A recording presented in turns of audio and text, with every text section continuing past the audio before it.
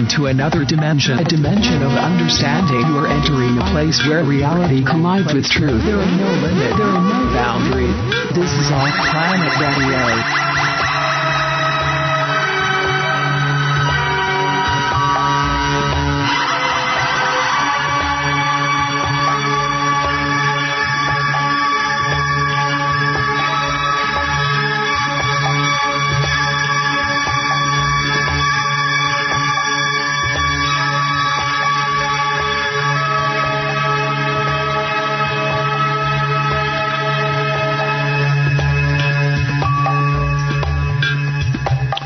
Welcome to Off Planet Radio Live. I'm Randy Moggins. It is Wednesday, February the 13th, 2013.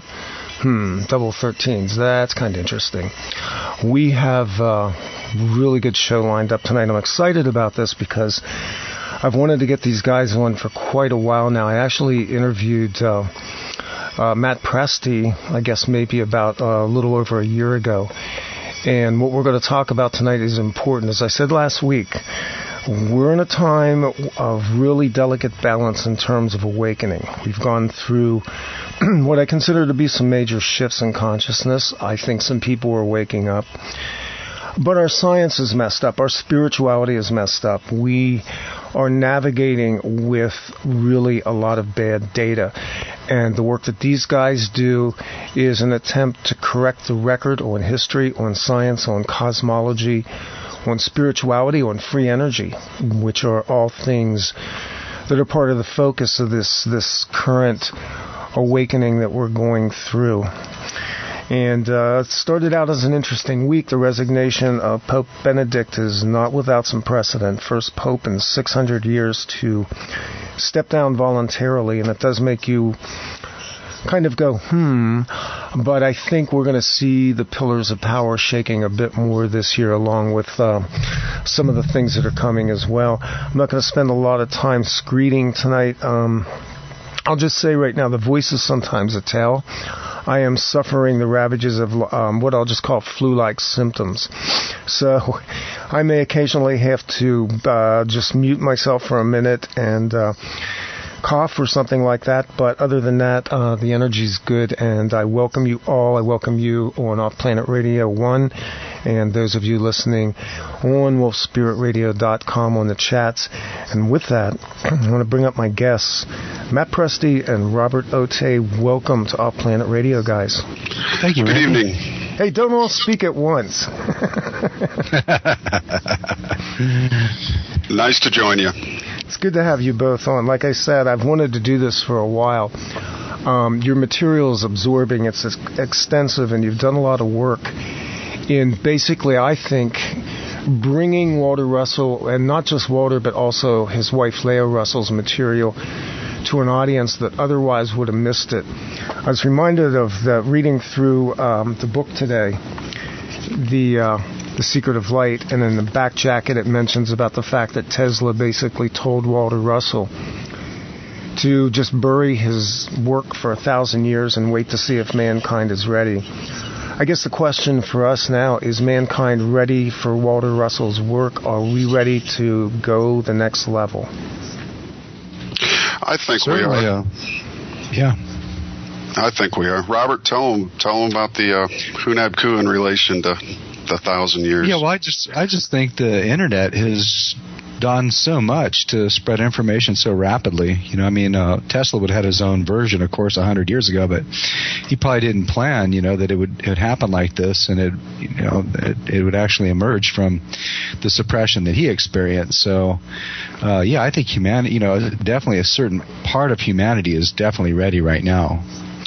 And Russell himself kind of pointed out that the evolution of consciousness was not this great massive awakening at once, but was in fact, I guess, sort of like a wave that as we went through our cycles, and I know you're going to talk more about that, different heads began to pop up, so to speak.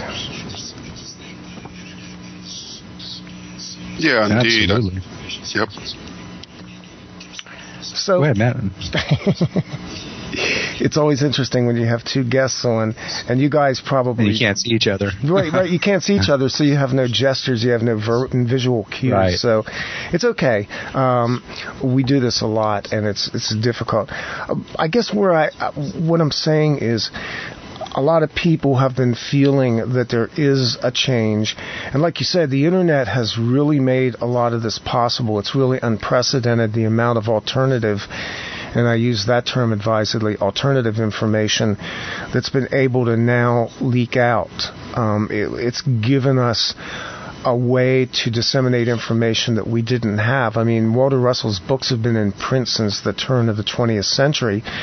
And really, because of our educational system, we were not taught Walter Russell. We didn't learn about him. I think he was pretty much a fringe element for a lot of years. And for me, until actually I found you and Matt's work, Robert, I had not really gone into Walter Russell's work much at all. Tell me, each one of you, how you got involved with this work, and then how you got involved with each other. Matt, you want to go first? Sure thing. Yeah, Randy, once we get into the zone, it'll just come as naturally as anything. So as far as how I got into it, I found a used book called The Secret of Light on the bottom shelf at a used bookstore in Salem, Missouri here. And $2 price tag on it, and at the time I thought it was a Freemasonic book, so I stuck it on the shelf, and it sat there for a couple of years, and eventually revisited my bookshelf, as I do after every book I read, and in 2008 it stuck out to me, and actually late 2007 I began to read it, and the first couple pages in I was glued, and when I finished the book, within a couple months, I took a long time to read it, good 3 to 4 weeks, and then reread it. So I looked at my lovely partner, Lori, and I said, I never need to read another book as long as I live. It had that much of a profound impact on me, and seemed to be exactly all the things I was looking for and wondering about. Robert, do you want to give us a little bit of your background with Walter and Lao Russell? Sure. In 1992, I was up doing some mountain climbing at a place called Steens Mountain, which is in the eastern desert of Oregon, southern Oregon. And I was staying at a little place called Crystal Crane Hot Springs, and I met a guy named Gene Davis who was there from McMinnville, Oregon, and he was, the proverbial old holy man. He was like about 83, 84 years old at the time, and due to that friendship, over the next couple years, he had basically taught me the foundations of Russellian science, although he didn't explain to me that it was Walter Russell's work. And it took about another 10 years, I think about 2002 roughly is when, thanks to the Internet, of course, through the process of studying vortices, studying Viktor Schauberger, studying even something as kind of bizarre and esoteric as the WASPy, I was led directly to Russell's work, which I found the Secret of Light online and read that, and I was like, oh my God, this is the stuff that Gene Davis was teaching me, and he had never told me. So that began my study of Russellian science, and it's grown radically, over the last 10 years, especially the last 2 years, I would say. Since Matt and I have come together, it's been a massive stimulus to dig deeper and deeper and deeper to try to understand these the principles of Russellian science, which are not simple, due to the complexity of the many books that were written and the amendments and everything. Yeah, and unfortunately, a lot of people, and me notable, we're not science literate. I think that became a field of specialization, which is, I think, one of the ways that knowledge is suppressed as well. So I found it daunting at first to wrap my mind around the concepts of Russell. I think vortex theory for me was easy because it feels like a natural function of the things we see around us. But absolutely. Reading The Secret of Light, I actually bought this book as a result of interviewing Matt. And so I've had this book for maybe a year. It's got lots of little marks in it and lots of tabs in it. And to be quite honest with you, I will agree that this is profound. This is a holy book. And when I picked it up and began to read it, the concepts in it both blew my mind and resonated at the same time. It's funny because I've been on a spiritual path most of my life, and certainly for the last decade. And a lot of the concepts that Russell was breaking out simply put words to things that I think I already knew. Do each of you have the sense as well that this is actually very natural in terms of understanding it on one level? Absolutely. I mean, it resonates with nature, first of all. You can look out your window and the very things that are spoken of in these books, you begin to understand, like the rings of trees, the rings of your own bones, the spherical shape of all cellular matter. You know, cells are spheres.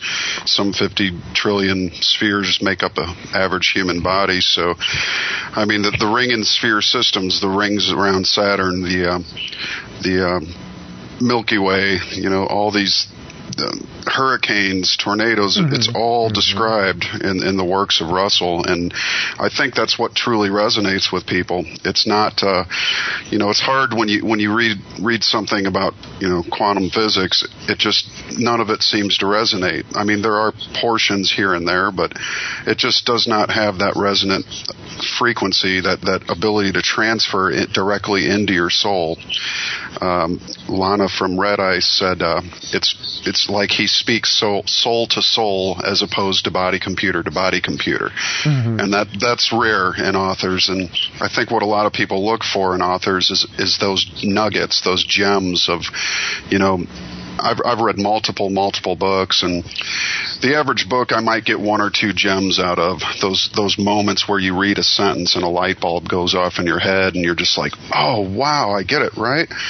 But with Russell, it's like there's a gem on every page.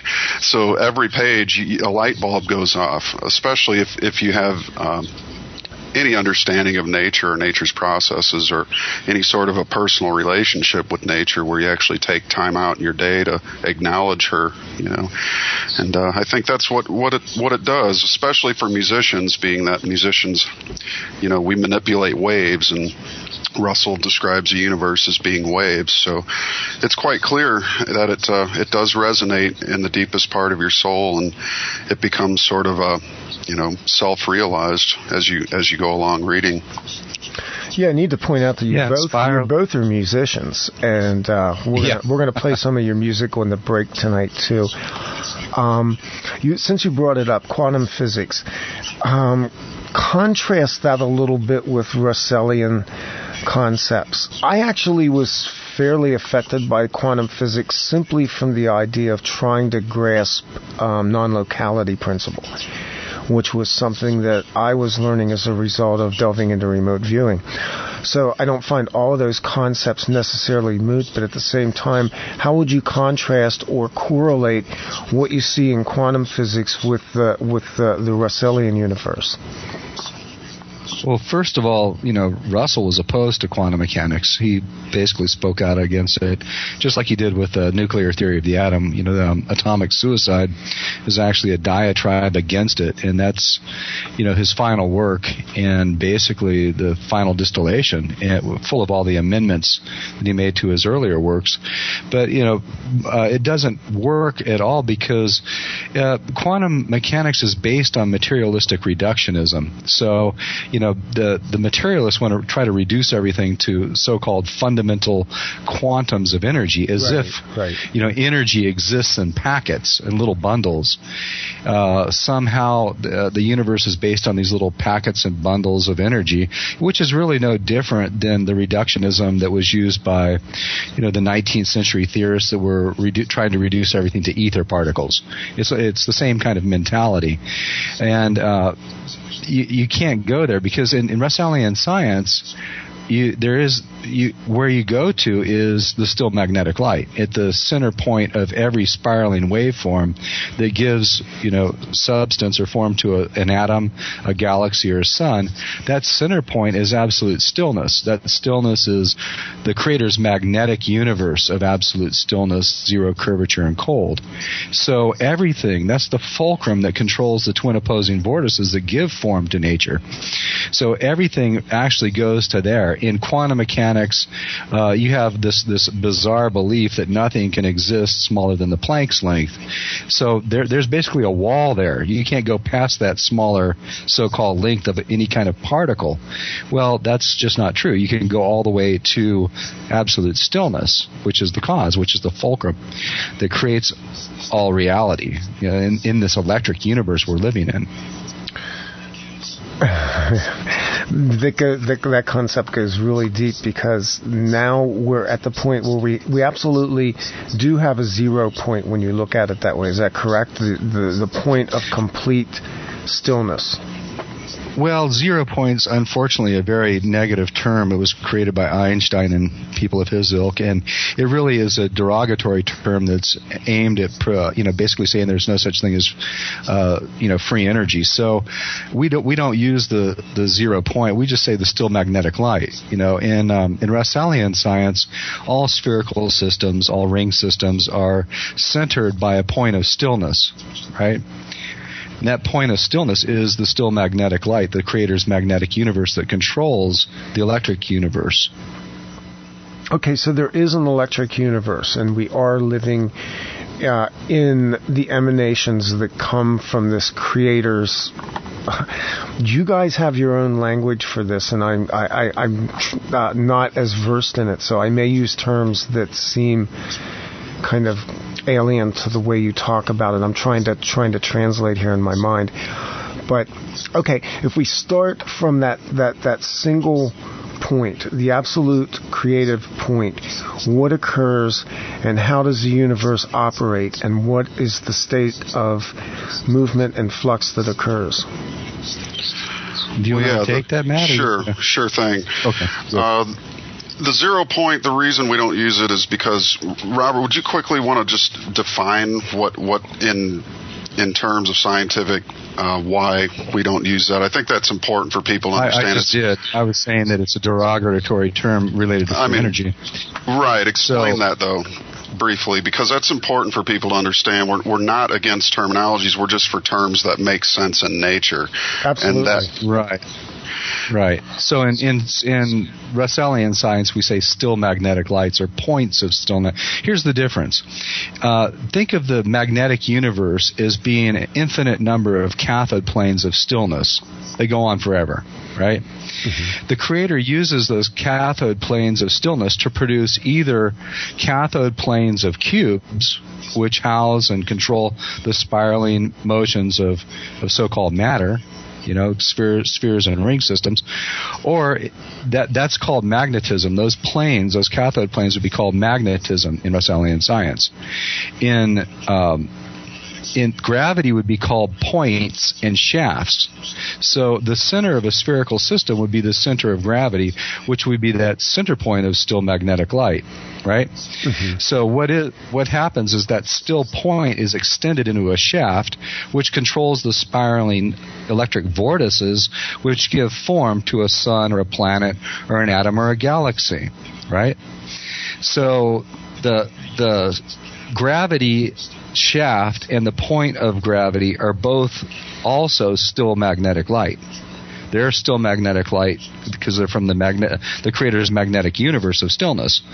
So, gravity and magnetism are basically the same thing. They're two different connotations of the same thing. Like you would have a rocking chair versus a reclining chair or something. They're both chairs, but they're two different aspects of the same thing. But ultimately, the magnetic universe, the Creator's magnetic universe of stillness, zero curvature, and absolute cold, it is what controls the electric universe. It gives form to this electric universe that we find ourselves in, of temporal motions. And that's a very different concept than is taught in, academic science. Okay, so we now have a working model for gravity. I've never been satisfied that traditional or quantum physics could adequately define what gravity is, and I've seen the equations, I've seen the explanations, but nobody really gives us an explanation of what gravity is and from where it emanates. Well, it's absolute stillness. It controls the spiraling rings, right? Gravity is stillness, and so is magnetism. In Russellian science, there's only one force. It's electricity. There's no positive and negative electricity.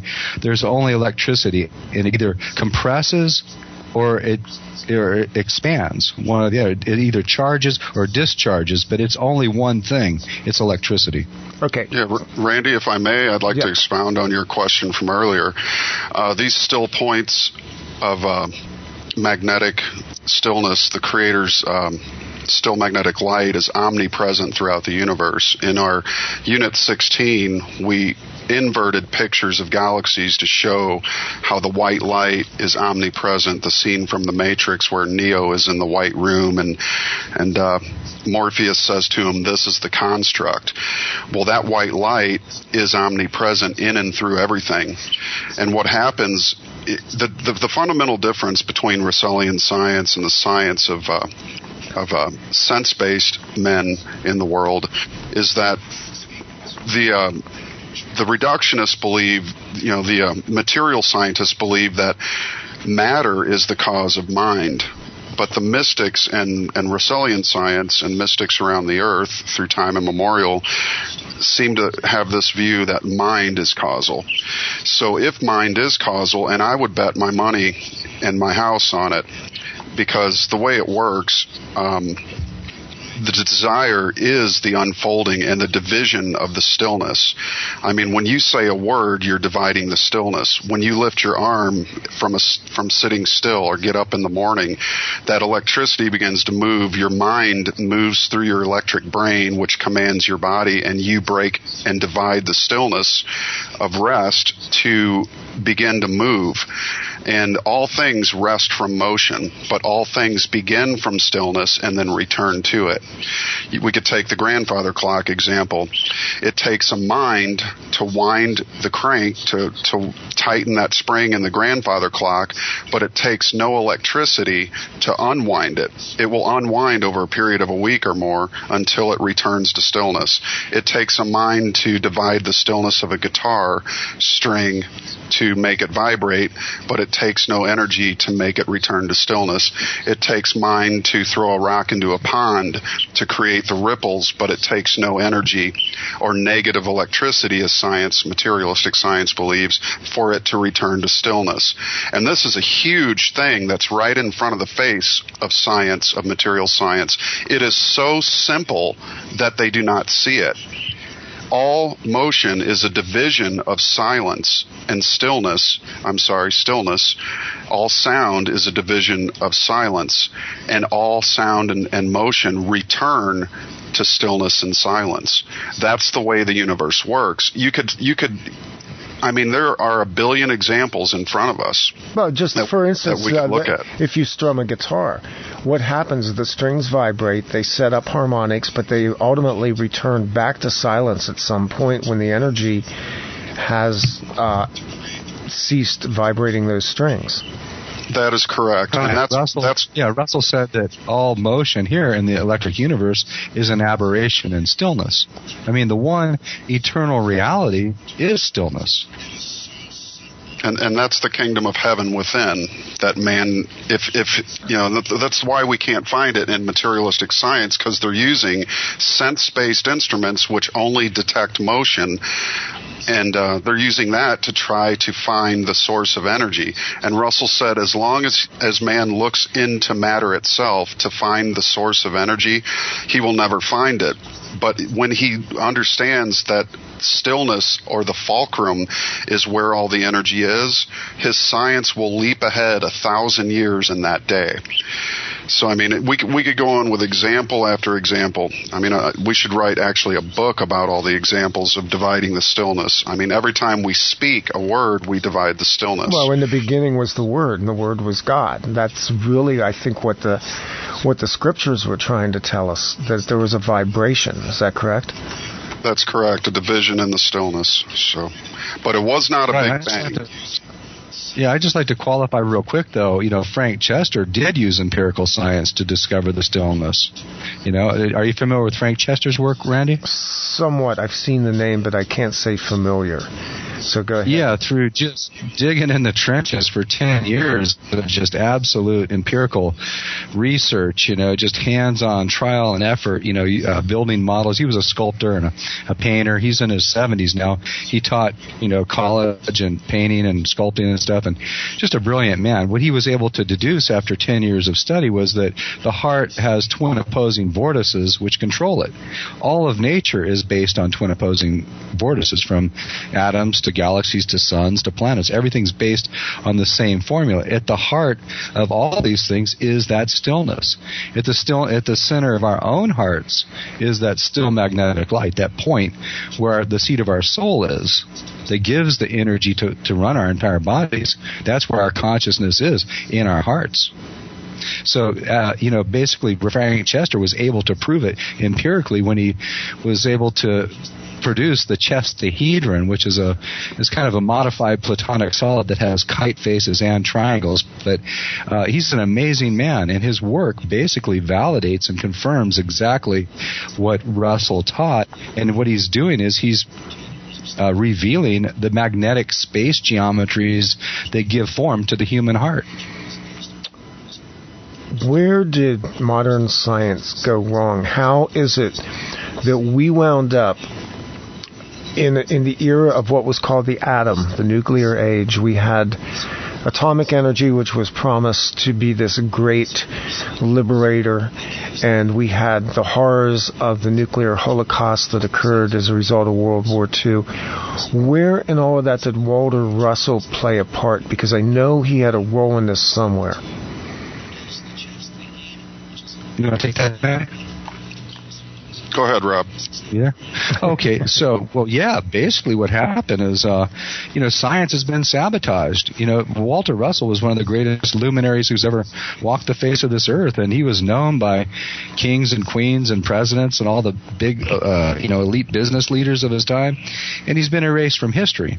The reason being that in 1892, Tesla had already created free energy, right, with his experiments in Colorado Springs. Right. So the elite knew what the real science was, and they made sure that we didn't get it. Instead, they promoted, Rutherford Bohr, the fake, idiotic, nuclear theory of the atom with these little balls, like neutrons and protons, and then electrons whirling around in all directions. I mean, just absolute insanity. Something my professors told me in 1976 in my first chem class was it was a fraud. And here it is 37 years later, and they're still teaching the same garbage. So you have to understand, the science it's not by any accident. This is totally mind control. The science we've been taught is absolute garbage. And that's why things like quantum mechanics and string theory get promoted and all this sci-fi weirdness, because it leads to nowhere. They don't want us to have free energy. That's the bottom line. Well, and a good example of that is the Hadron Collider at CERN. I knew I was. Yeah, we endearingly call it the Large Hadron Collider. But, I mean, it's really just a perpetual masturbation game these guys play. That Nobel Prizes all around. Again, they're looking for the cause of motion in motion itself. There's a comment in the chat room says using materialism to define materialism has always been a logical fallacy, and I absolutely agree. I mean, you can't get any better than that. It's as Russell said, you might as well cast nets into the ocean to search for oxygen. It's right. They're playing a shell game with us, and as long as we're always focused on the effects, we will never understand the cause. And so that's imperative to understand what Russell was teaching. For one, the main reason science went astray, in my personal opinion as well, I mean, it's probably Robert's too, but is they removed the creator from creation. Absolutely. I mean, that's number one. And so it's like removing the painter from the painting and saying, oh, the painting painted itself, and now we have to analyze the paint to figure out how. Or this symphony wrote itself, and so we must analyze the notes on the paper to figure out how. Or the building built itself, or the bridge, or the city, and we must analyze the concrete and the sidewalks to figure out how did this happen. Instead of just understanding that mind is causal, I mean, you can't so much as scratch your nose without thinking about it.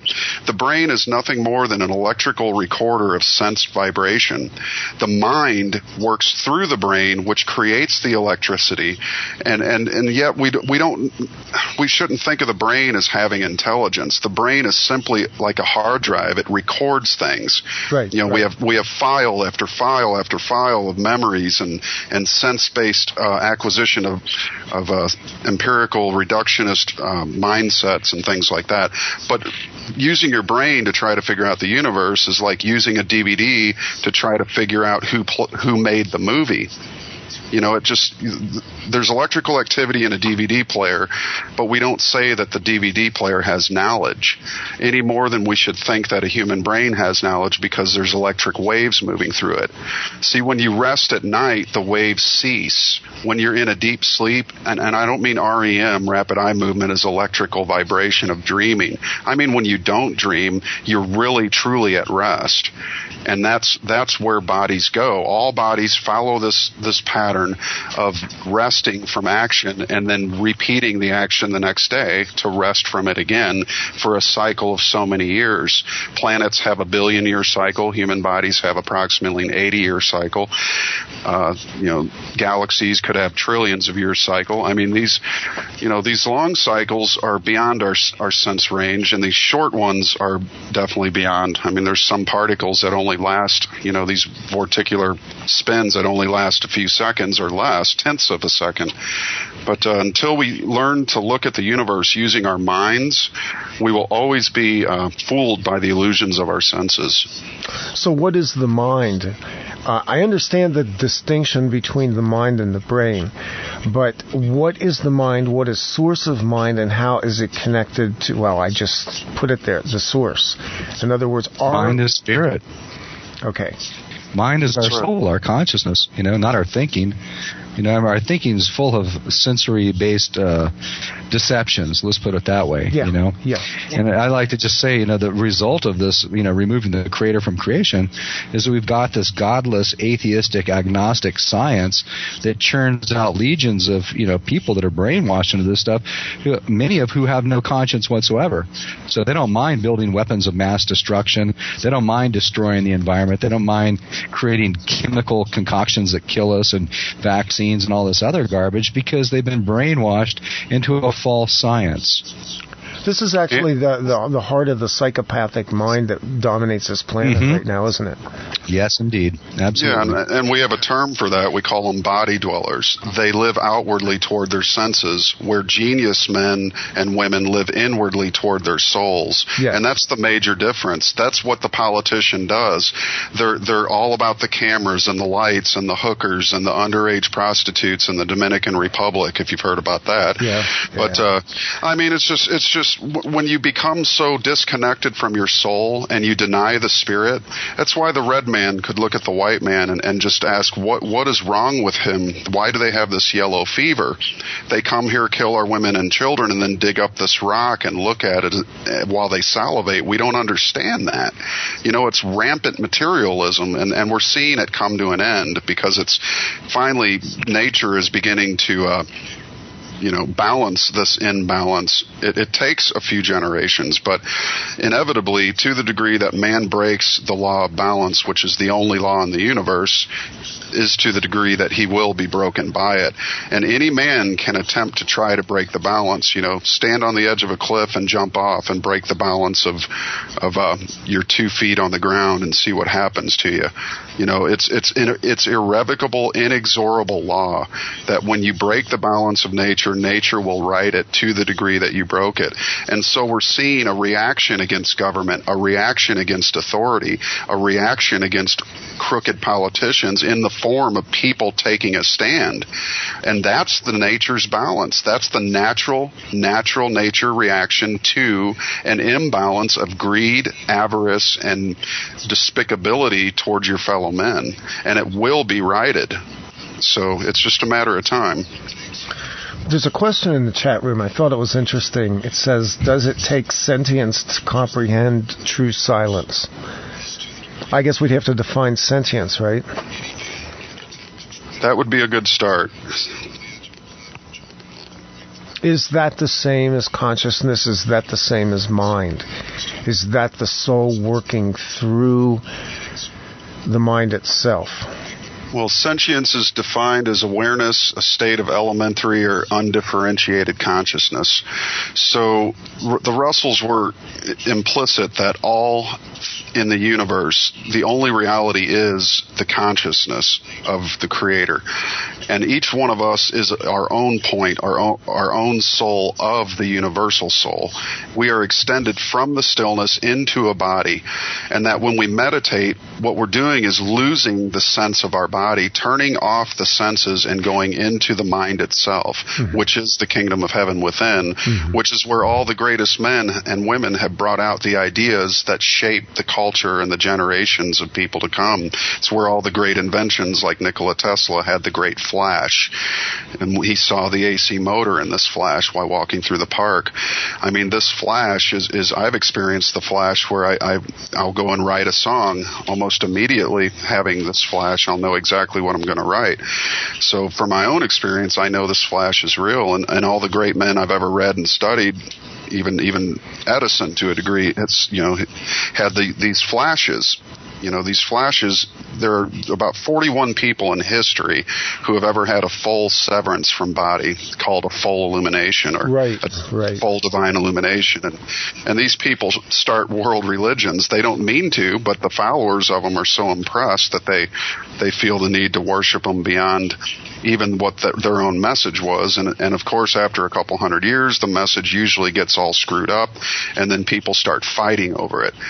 So if people would just find the stillness in themselves and understand that all people everywhere all have one thing in common. We all extend from the stillness and return to it every day. Every breath we take, in between the breath, and there's that still zero point, that stillness between the breath, and when you breathe out, you reach the end, and it returns to zero, and then starts over. I mean, the universe is cyclical, but the motion is not the reality. The reality is the stillness upon which it moves, and that's the saying, be still and know that I am God. And I think when we begin to do this, we'll understand, and just look out at nature. Anything in nature, anything in man's world, all pretty much its natural state is rest. Your car is at rest until you turn it on with your mind, turn the key with your hand, send the electric signal from the key to the ignition, which fires up the car, and then you divide the stillness to drive your car to town. You turn it off, it's still again. You go into the store, you buy your stuff, you come out, and same thing. It's in and through everything. Stillness is the prime condition of the entire universe. Anything that is in motion is divided from the stillness, but must ultimately return to a state of rest. I was just kind of looking over the chat a little bit here, but I guess first off, we've made distinctions between science and philosophy and spirituality. It was Descartes who basically created the split, the idea that somehow man was of two consciousnesses and that these were completely split.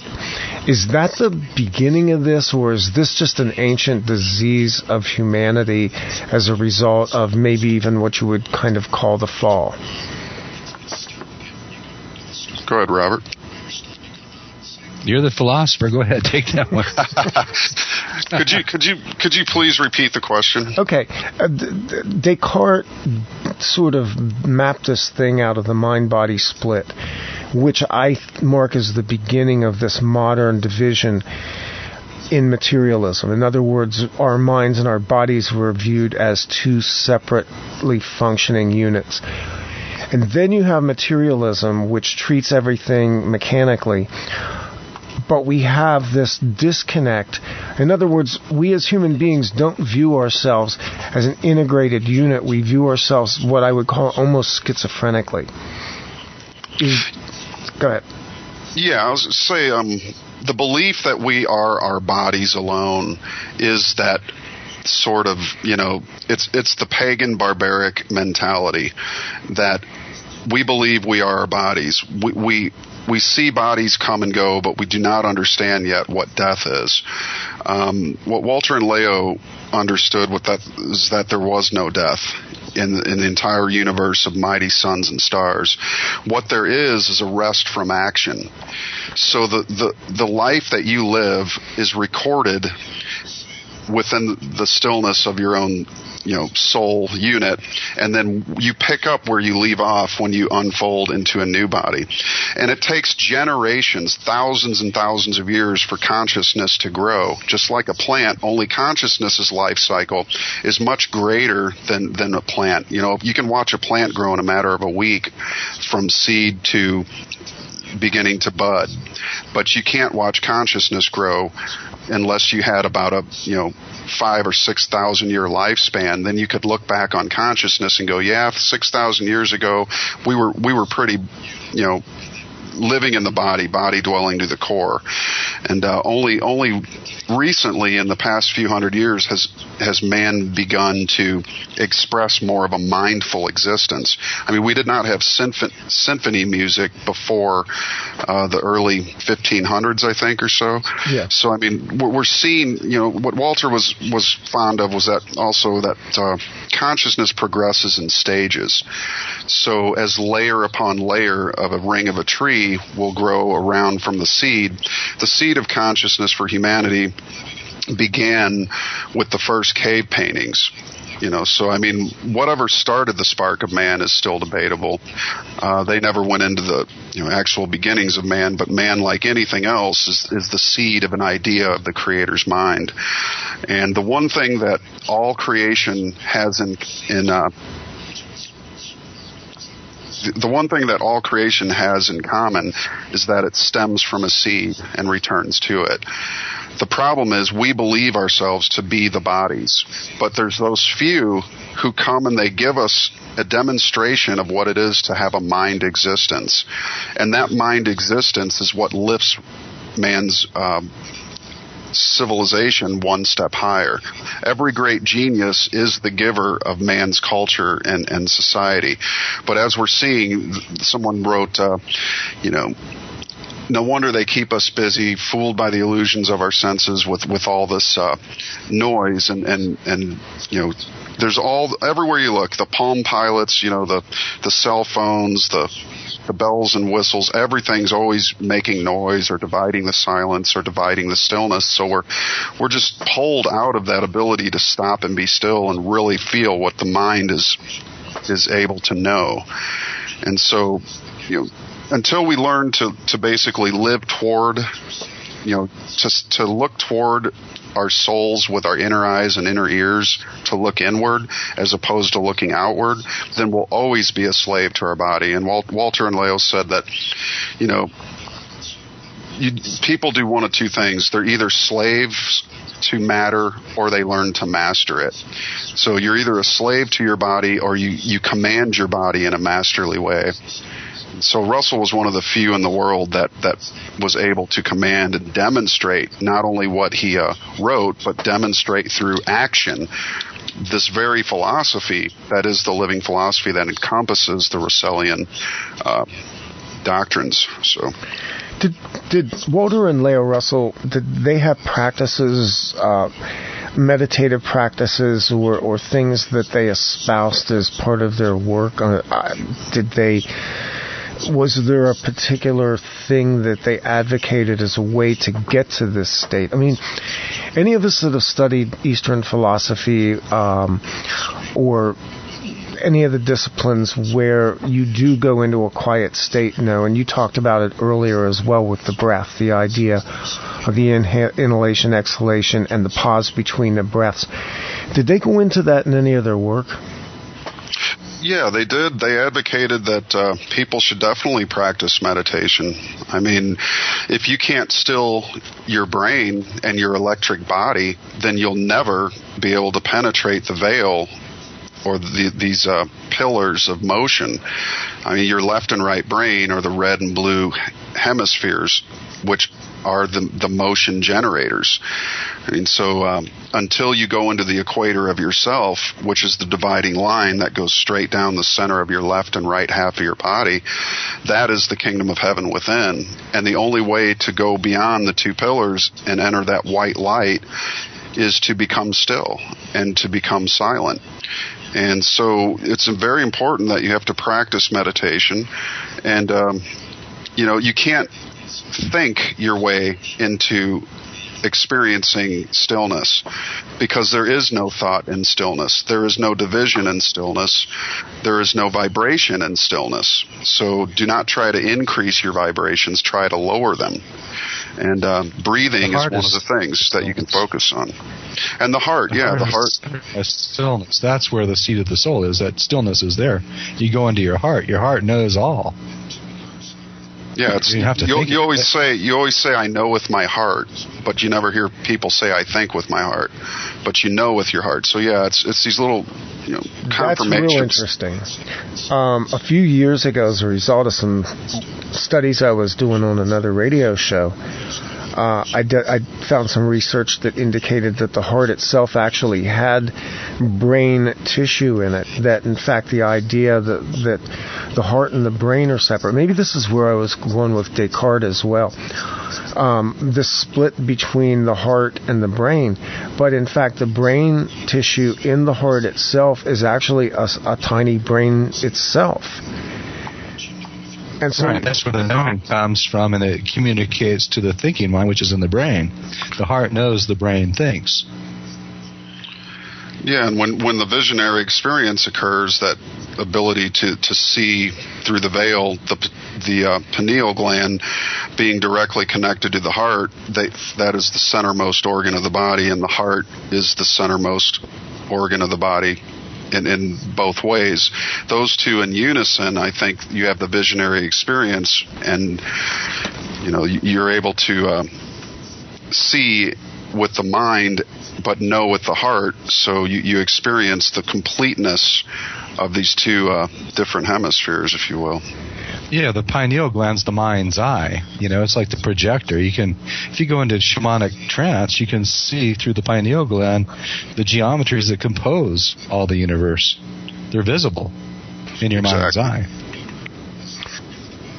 In talking about this illumination, because most people are of the mind that most of their lives they're not going to be illuminated. And I understand that we're dealing in cycles of individual lifetimes, which is complex within itself. But the idea of enlightenment on the level that we're talking about with Walter Russell, especially the writings found in the Divine Iliad, is that something we aspire to? Is that something that we can absolutely attain?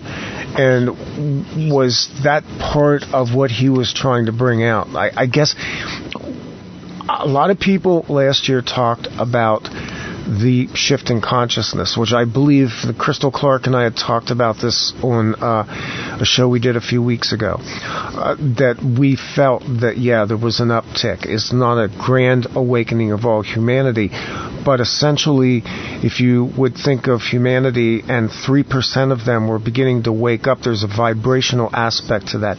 Do you agree with that? And do you also agree that it's possible for a person to have an awakening on a grand sense in their own lifetime? Yeah, for sure. I mean, basically what Walter did was him and Lao taught man how to become a masterly person. I mean, you look at his life, he was a master sculptor, a master architect, a master musician, a master painter, a master philosopher, a master horseman, master figure skater, master writer, master scientist, master teacher, master geometrician. He had 11 conferred degrees given to him, all with a 6th grade education. And a lot of people will go, well, you know, you filter everything through Walter and Lao Russell. When are you going to look at other stuff? Well, I'll tell you what, when you can show me a guy who's done more in one lifetime than Walter Russell has, I'll gladly take a look at him. But until that point comes, until somebody can say, hey, Matt, here's this guy that did, 10 more things than Russell did, I'll gladly take a look. But until that point comes, I'm gonna look to the guy who demonstrated and walked his talk more than any man on this planet that I've ever encountered. And that's one reason I just adore this couple, because in my eyes, demonstrating and walking your talk is a lot more impressive than talking talk and never demonstrating it.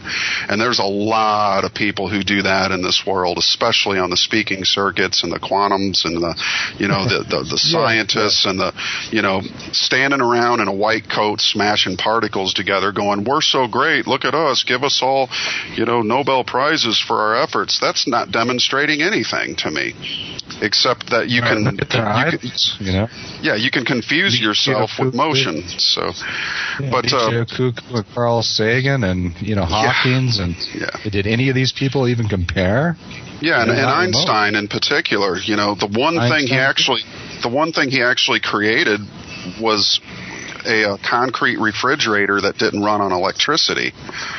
And I mean, if that idea would have caught on, every time we moved, Einstein would be a curse word, because we'd all have broken backs doing a concrete refrigerator around. Thank God that idea didn't catch on. But, self-promoted, these guys are promoted as genius, where genius to me is the power to demonstrate. You got to walk your talk. You can't just sit in an armchair and go, here's a theory, and then everybody buys it, but then you're considered the greatest genius of the 20th century. He was nothing compared to Walter Russell, not even a fly on the back of an elephant in comparison to Walter Russell.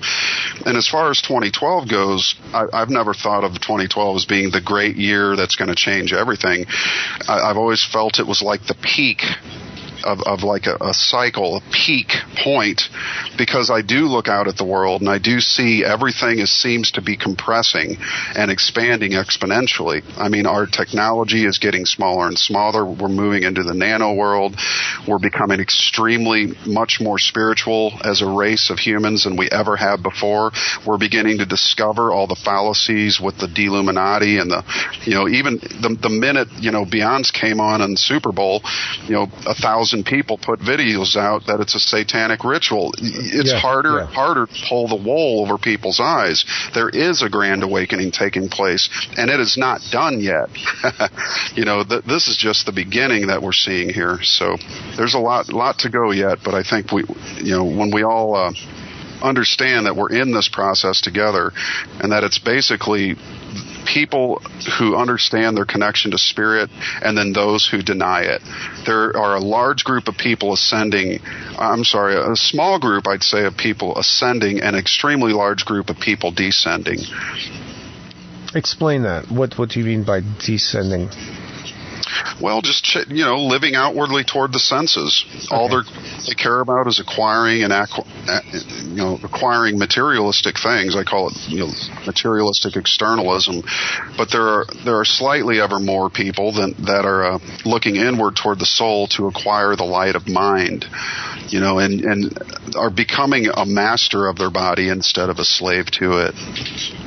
And let me ask you this, because my theory has been for a long time that consciousness elevation doesn't require the mass of humanity, that it pivots off of the small percentage who are ascending, that smaller group actually turn the entire ship. Would you agree or disagree with that?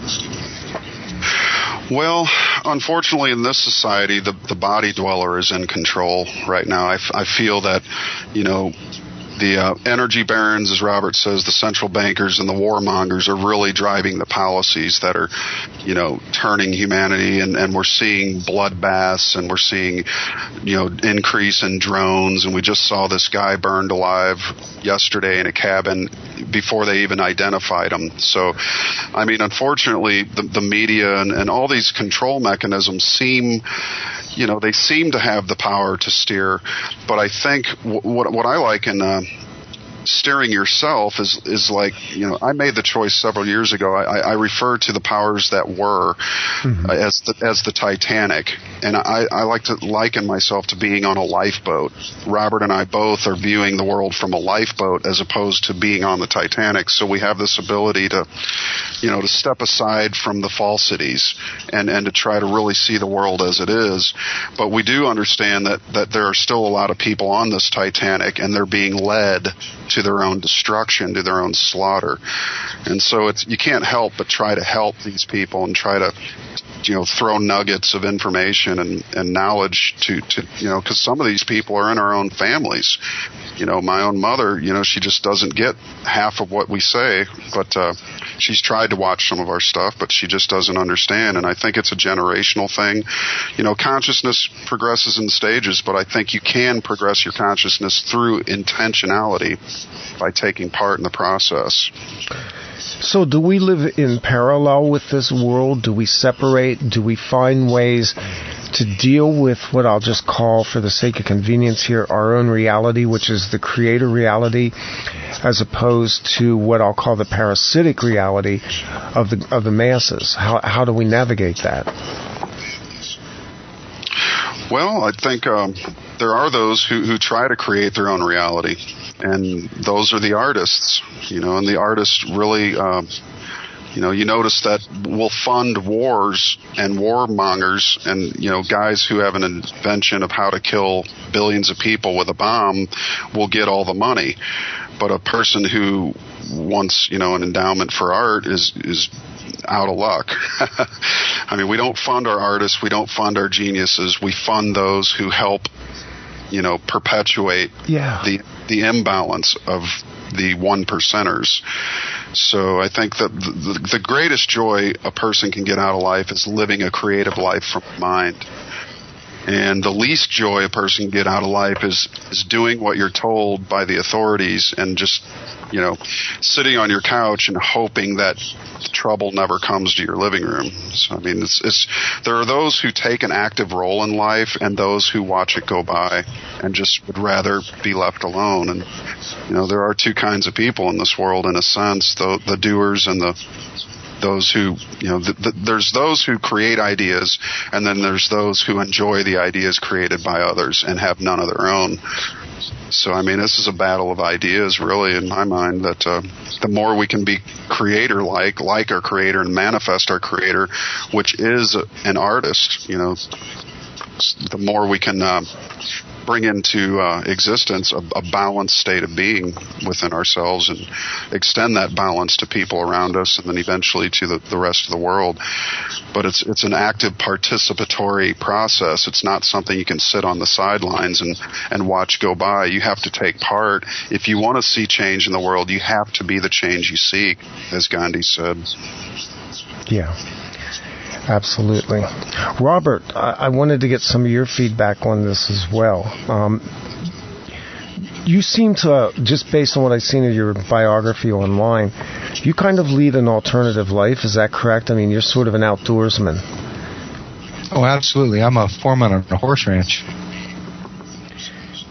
And see, that connection to me kind of plays into this as well. People who are more attached to the earth, people who have a sense of the magnificence of creation. We live in these square boxes. I'm going tangential here.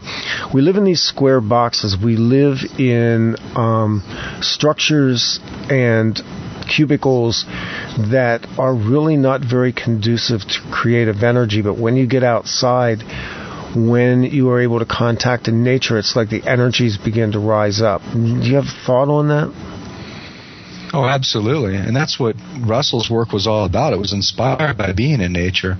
And I've spent a great deal of my life in nature and, kind of alternative settings up in Mendocino and places like that. This is an awesome farm, a ranch I'm living on right now. It's about 26 acres, and there's a stream flowing through it, and a dozen horses, and walnut orchards and fruit orchards and big pastures, and gorgeous mountains around me. So I'm totally immersed in it.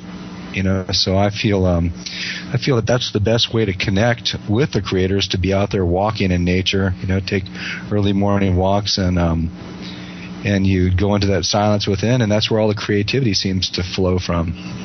Yeah, I know my greatest inspiration comes when I'm either in the forest or a desert somewhere where the symmetry in nature starts to pop out. That's where I tend to connect with it. Before we close out this hour, I want you guys to let people know where they can find you, and your both collective and individual efforts, and also you've got some conferences coming up, and you're also doing online seminars as well. You want to talk about that a little bit? Yeah, we have. We recently joined the School of the Holy Science, compliments of Ruth Smith, Santos Spinacci, and we're going to be presenting on March 4th a webinar called The Creator's Still White Magnetic Light, which we're going to do a PowerPoint, Robert and I together, and define God and the process of creation using Russellian science and the terminology contained therein. And we're also planning a conference for September 7th and 8th, 2013, in joint unison with the Center of the One Heart organization from Virginia, which is the students of the University of Science and Philosophy that have carried on the annual gatherings that Walter and Lao would have. So it's an exciting time. I think it's going to be great to get the message out there and really begin to bring people together on the holy science, as it's called. So, really understanding what we live in and knowing how everything is light. We must know how light works, and it's important for us so that we can see where we're going. And as a race, I think it's about time. And maybe we can talk about that a little bit more in the next segment, go into a little bit more about light and how things function and the scientific and spiritual aspects of that. Your website is thesecretoflight.com, is that correct? That is correct. And you have a ton of videos and actual courses online that people can take to understand this. And I need to do this. I need to go through the course. But there's just tons of material here, bunches of videos and links that people can go in and begin to acquaint themselves with the work of Walter and Lao Russell. And I have to say that this work is something that anybody that's really interested in going to the next level needs to tap into. So we'll take a break at this point. We'll come back on the other side with my guests, Matt Presti and Robert Otey. We're talking about Walter and Lao Russell, and we will be right back.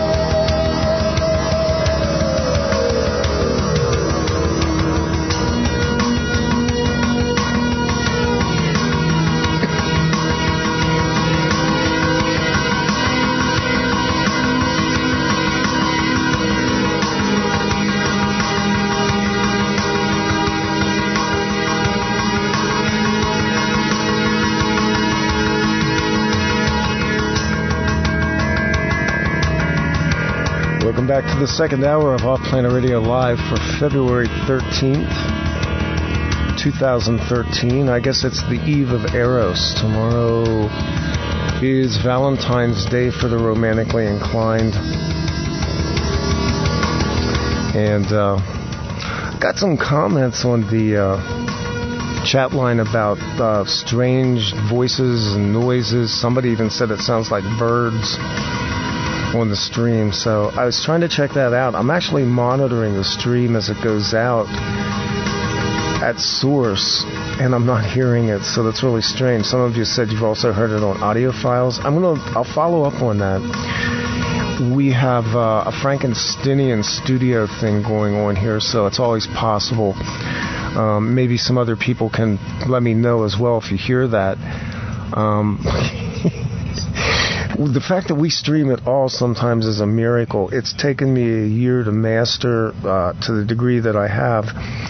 The technology that I have here, we burn through computers and software and servers, and Dave and I have gone through all sorts of angst over this, but I'm actually hearing that. Okay. There is definitely a sound in the background. It may be my mic. Next week we move to a new studio. So the good news is next week, whatever that noise is, and it could even be our heating system, that might be what you're hearing as well. But there's definitely a sound there. Wow. That's freaky. Hey guys, welcome back to the second half of Off Planet Radio. The Off Planet effect is in the background tonight. Welcome back, Matt and Robert. Good to be here. So in this part of the show, I thought we'd maybe kind of go into some of the science aspects of it a little bit. Maybe what we can do, and Robert can kind of lead this a little bit, is give us maybe a 101 form of a rundown on Russellian science, electricity, magnetism, and some of the, simplified science aspects of what Walter and Lao Russell introduced us to. Okay. Yeah. The Creator's magnetic light universe of still magnetic white light is the true light in Russellian science. What we call light here is an electrical simulation of light. So magnetism is, as we were talking earlier, is cathode planes of stillness. In Russellian science, we have what are known as cubes, magnetic cubes, that control the spiraling electric motions which give form to matter, to substance, to atoms, galaxies, suns. So the electricity is the only force in the universe. Magnetism is stillness. The electricity is controlled by stillness also, which as we described earlier, was gravity, which centers systems, whether ring systems like a galaxy or a solar system or a Earth or a spherical body. There's a point of stillness which is extended into a shaft, and that shaft is still magnetic light also. And it controls the spiraling motions of electricity around it, which give form to it. So we have a very different kind of language and terminology that we use, and it often confuses people that come from academic backgrounds because they hear these terms and they completely misinterpret them according to the false academic definitions that they've been taught. So this is one of the foundational problems in teaching Russellian science, is that often we're using the same exact terms. In fact, last night I guess there was a interview with Santos and Jason Berbelli where they were discussing some of the terminology used in The Secret of the Light. And what Walter Russell does is often he will use a double entendre. So he'll use academic terms like, for instance, electron and proton and neutron.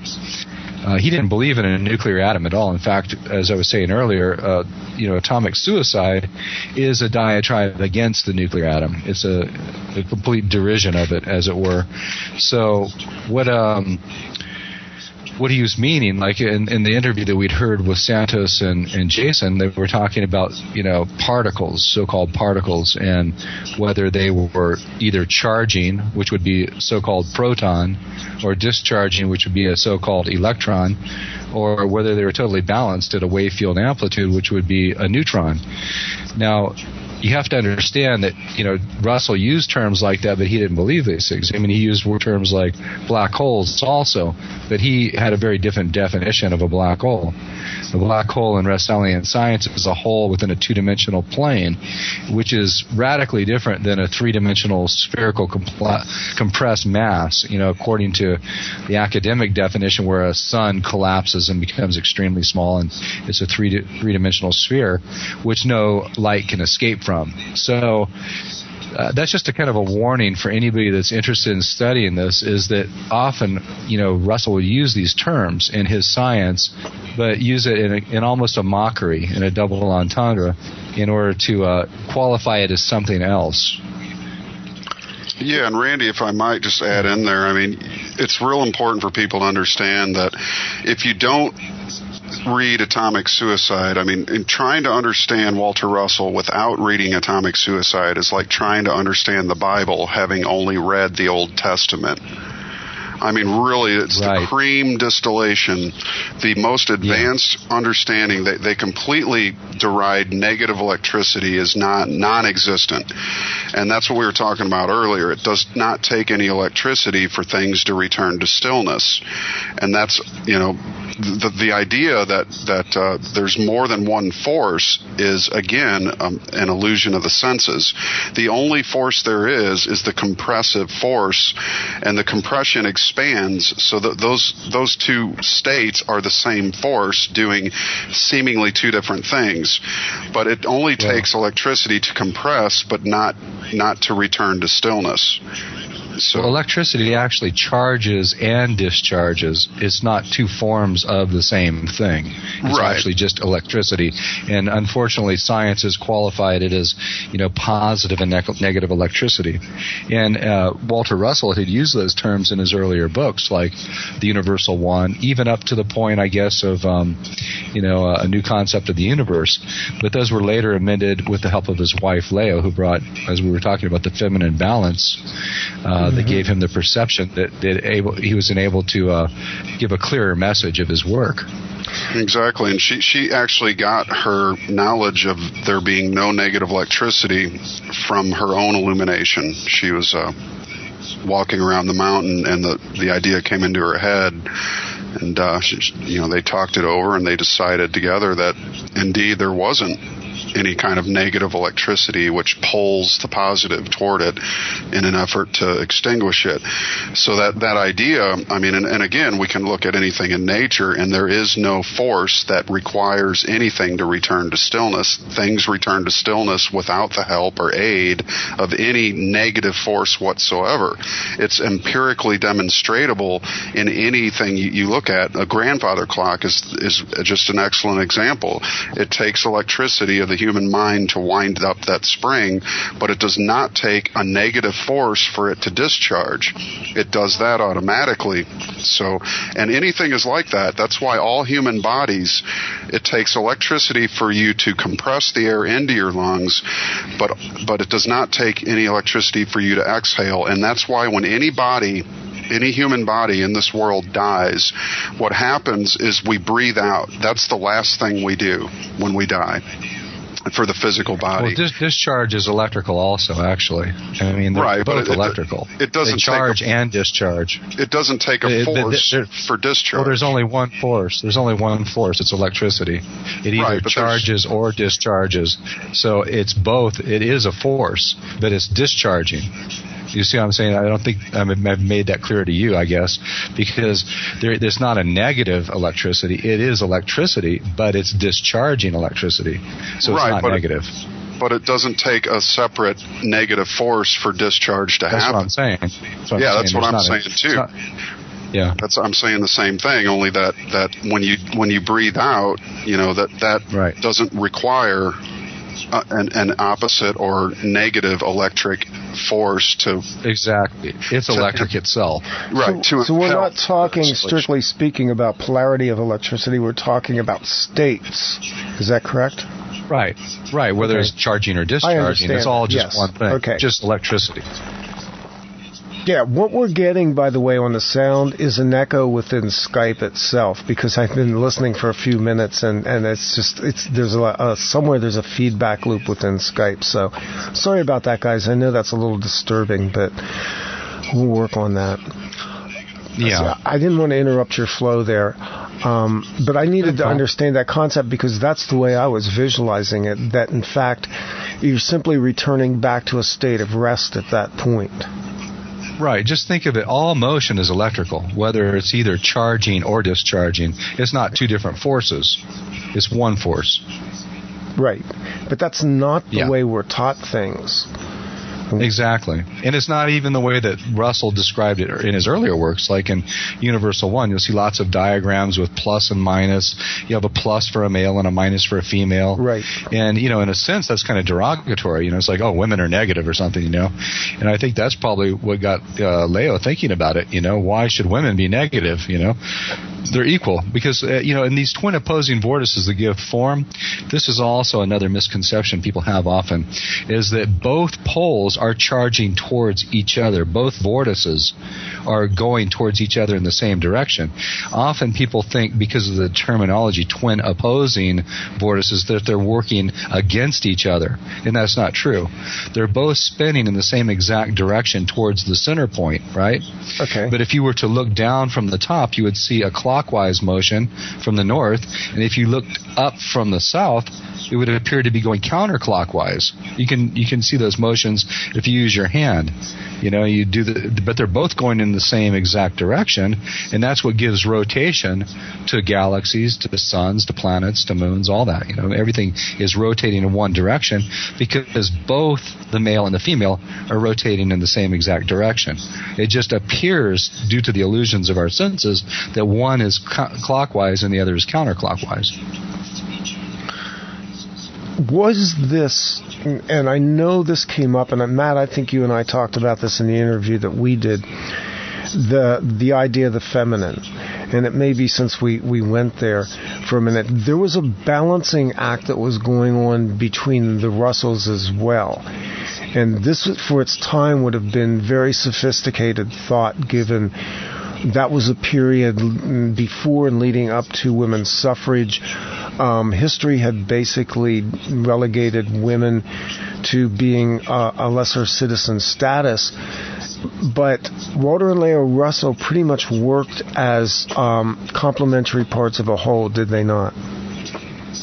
Yeah, that's correct. I mean, that's one thing that really hasn't been done before that I'm aware of. I mean, Mother Sri Aurobindo and Mother Mira maybe perhaps, but they wrote separate works and never actually authored anything together that I'm aware of. But basically what they did was they conscientiously, with full conscious awareness, decided to work together as one force. And that representative force being the two sides of creation in full agreement and full awareness to pursue this knowledge and write this knowledge down. And I think that's really why Walter wasn't well known until, I mean, he was very well known, don't get me wrong, but his words, and he would often talk over people's heads in his lectures, and people just could not understand him. So when Lao came along, she really brought that grounding feminine balance and helped to complete the message. And like Lao said multiple times, if all you have is the science without the philosophy, then it's like having east without or west without the east. So when you have this science, you must also have the balance of love. Otherwise, you create a science that's destructive. And I think when he gave his book to the world and his discovery of the trans-uranium elements, without the balanced female, obviously people, nefarious forces, took that knowledge and used it to their own detrimental end. So what they did together was demonstrated that, by working together, you could multiply your power by the ratio of the cube, which is 64 times the amount of power. That's what a man and a woman can do together. A man or woman by themselves can only multiply by themselves, which is 8 times. So the greatest potential in your life is 8 times, yourself. But with a balanced mate, when you work together with a mate and you're balanced, you can produce up to 64 times the amount of power together. Because everything is cubical and spherical in this universe, so all power and ratios apply to that cubical and spherical formula. Yeah, and you talked about the spherical aspect of this, and it's what I said earlier about, we're caught in a square world. A world based on, I guess, the square geometry. But when you look at the galaxies, the solar systems, you see the spirals, you see the spheroids.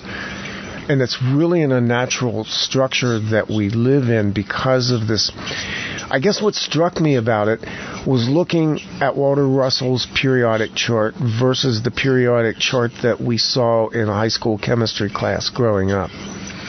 Can you make a contrast between the two of them, and what happened with the periodic chart? Because that plays in as well to the history of the atomic bomb, I believe.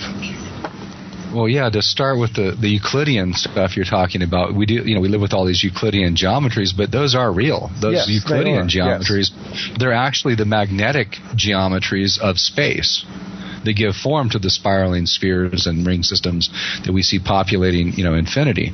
So they are very real as well. That's, as we were talking earlier about Frank Chester, that's what he was able to deduce was the chestahedron, which is a space geometry. It's a magnetic space geometry. Okay, so at this point, can we kind of go into the magnetic aspects of this, or did you want to go back into the electrical side of it, Robert? Sure. Let's talk about. Well, what I'd really like to, since we were talking about spheres and all this, and it's kind of something that we're dealing with at this very moment is the Thrive movement by Forster Gamble, right? Mm-hmm. And that's taken on a lot of popularity and all of this, and it's concentrated on this torus.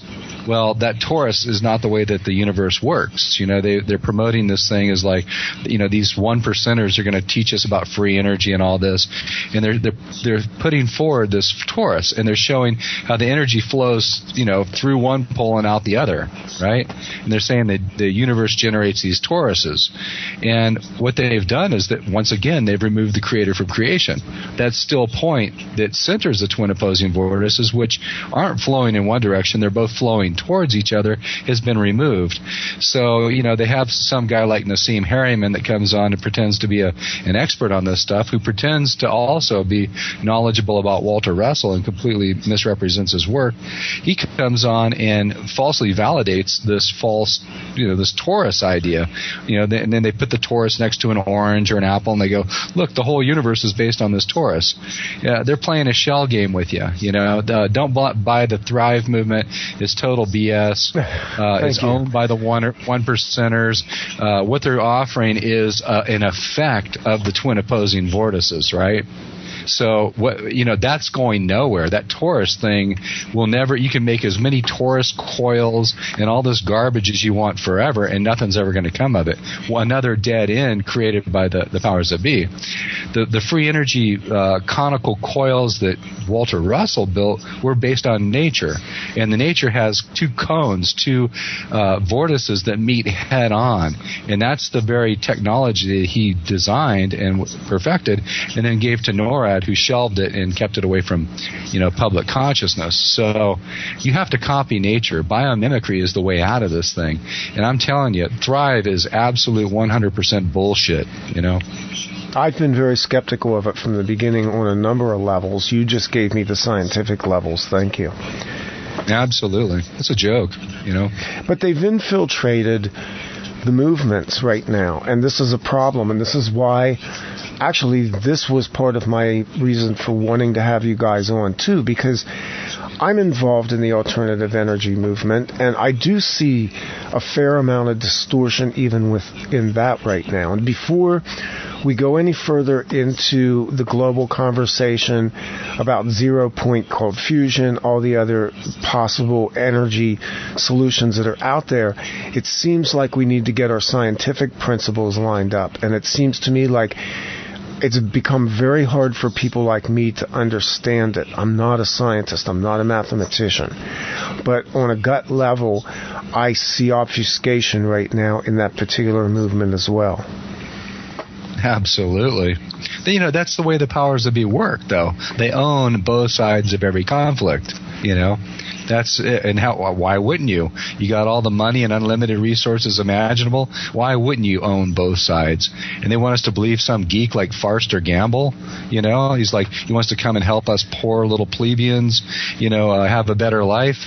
You know, it's a joke. We've just been, Matt and I have both just posted videos recently that expose all the Illuminati symbolism and the advertisement for it, the poster for it. Yeah, you know? and I saw that as well. Thank you. I'd forgotten about that. Yeah. Cool.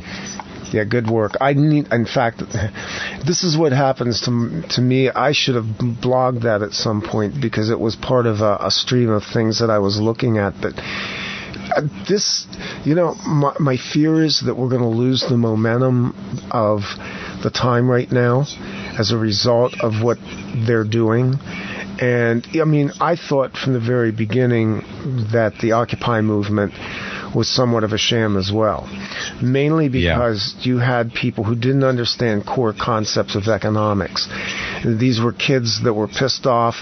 They wanted their college loans paid off, and they somehow felt that they didn't have any participation in the game that they were railing against. And I had a conversation with some of the occupiers where I said, you know, you do understand that you're part of the system, that you grew up in it, and that you have basically invested in it as well. That before you protest it, you need to examine your own stance in regard to it. And most people don't have the ability to be that introspective about their participation. Yeah, what was that thing about them all parroting like a bunch of lemmings? That was bizarre. I couldn't even stomach that, you know. Well, yeah. Yep. One guy would say something, everybody'd repeat it. What's the reason they were doing that, I'm told, is because they weren't allowed to use bullhorns, so they were using that as a way to echo the information.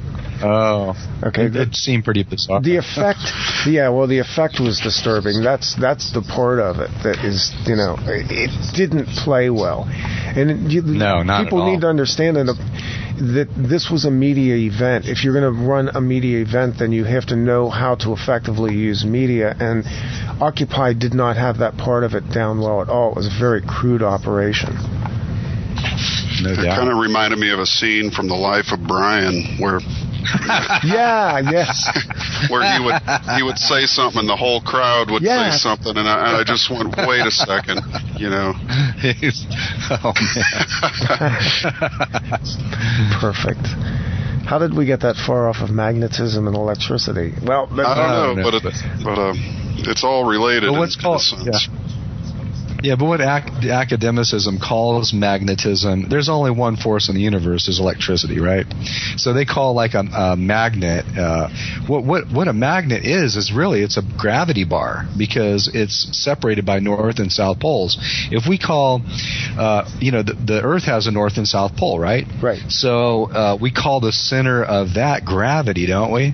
And this has got a north and south pole, and we call the center of that, we call this thing a magnet bar. It's really a gravity bar because it's using the same principles, only the difference being that, you know, in the center of the Earth or any spherical or ring system in the universe, it's alive. That's where all the energy's at. That's where an anode point is. In a magnet, if we make a bar magnet, there's a block, what they call a block wall. There's a divider line that separates the north and south anodes, which are male and female. So if we want to copy nature, we have to build our coils like nature does, these conical coils like the entire universe is formed with. Yeah, and tell them how a magnet is made, Robert. Yeah, you wrap a wire around a copper wire around a piece of steel, and you pulse it with electricity. Yeah. And so it's electrical process that creates it, and then they call it magnetism. So a whole separate force, right? They're completely creating a force, which is created. They're saying it's a completely separate force, but it's made electrically. So why would not it be an electric force?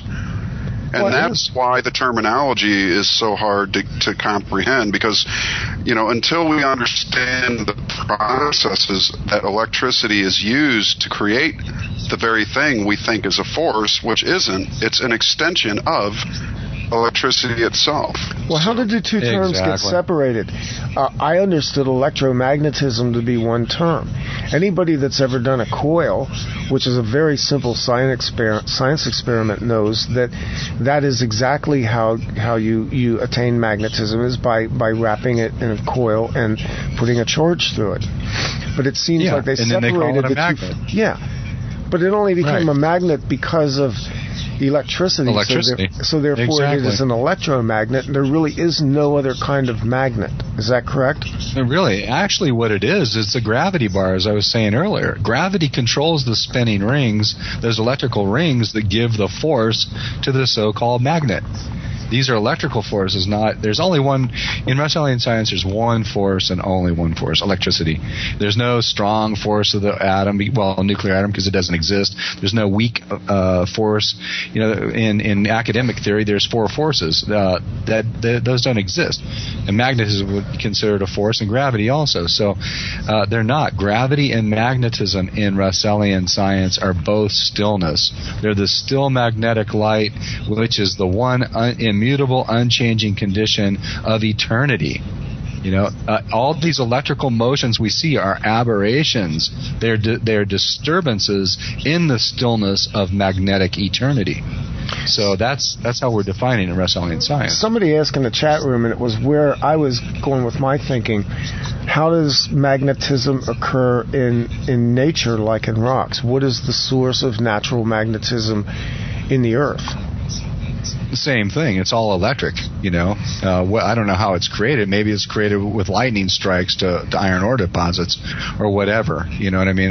Everything's got its own way that it's been created. But ultimately, the way anything that's so-called magnetic is created is from electricity. Is there not a naturally occurring resonance within the earth itself? The Schumann resonance? Yeah. Or is that... Yeah. Okay. That's the life force rhythm of the planet itself. It's 7.8 hertz or something, right? Yeah, it's and our brains are tuned to that. Yeah, we're all tuned to that. You know, all animals, everything. That's why animals know when to get away from earthquakes and stuff. You know, they're more sensitive than we are. So, what is the practical application of this in going towards a true Russellian free energy solution? And I know you're not an engineer, and I'm not asking you to do it an exposition from an engineering standpoint, but in your mind, what would be the core concept that would get us to... Is cold fusion a myth? No, not at all. Okay. It's totally real. I mean, but I think the terminology's, BS, but, because fusion really doesn't exist. They just put that term on it. Right, and that's where I was going with that, because we're basically the opposite term, the alternative term to that is LENR, or low energy nuclear reaction, but we're still back into the same atomic mindset. Right, because there's no such thing as nuclear fusion, and that's all based on the theory that the sun's a nuclear fusion furnace, which it's not, the processes that are going on in the sun are electric as well, because, as we said, there's only one force, it's electricity, so there is no such thing as nuclear fusion as claimed by academia. So was the initial theory that was put out by Fleischmann and Pons regarding cold fusion flawed in its theoretical base, or did they actually manage to attain cold fusion as a result of the actual principles that were at work? Absolutely. I mean, there's a great Fire into Ice? I mean, yes. Ice. Yeah, you've seen it. Eugene Malov. Yes. I mean, there was a great documentary that showed that, that it was replicated all over the planet. But the powers that be that they suppress this stuff. They don't want it getting out there. They don't want us to have free energy. They want us to keep pumping oil and coal and uranium and stuff. So how sophisticated is the technology that would be required for us to get to that place? It seems like we have... I mean, when we're talking about Fleischmann and Pons, we're talking about tabletop cold fusion. This was not a big scientific array that they use. Now, I think Dr. Rossi's kind of up the ante on that a little bit more, but sure. Is there a simple way to get to this? Is there a simple way to replicate the opposing vortices to get to any type of what we would call free or zero point energy? I know you hate that term.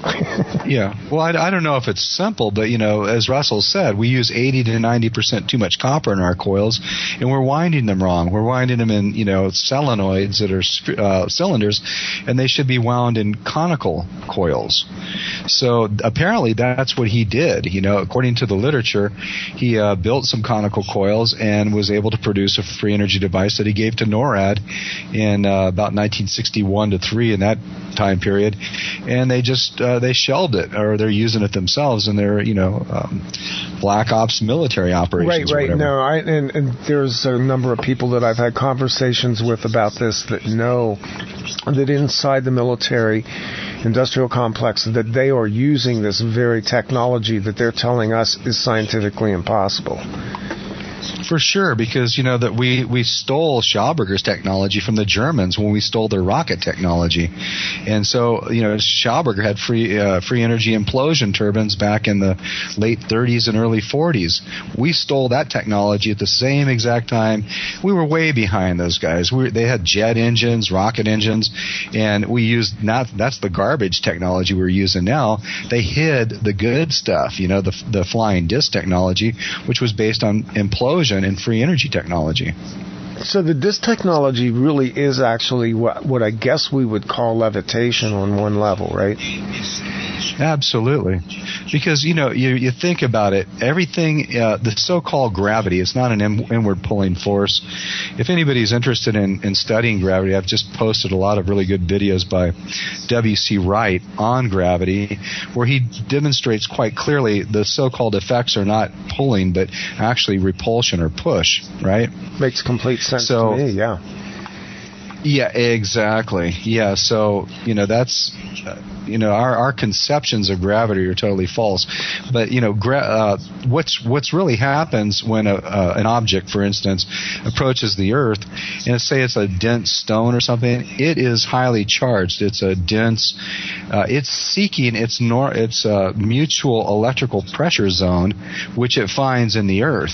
So, like when water evaporates, for instance, it becomes very light. It goes up, it seeks its electrical potential in the clouds, right? Mm-hmm. So if you want to build a craft that levitates, you have to build a craft that creates a field around it that basically mimics something like hydrogen or oxygen, something that levitates away from the Earth to find its electrical pressure zone, rather than seeking the stillness at the center or the heaviness of the Earth itself, the highly charged electrical matter of Earth and water and what have you. So that would be the way that you do it, and that's what happened with Schauberger's stuff. It would create a levitation through electrical means.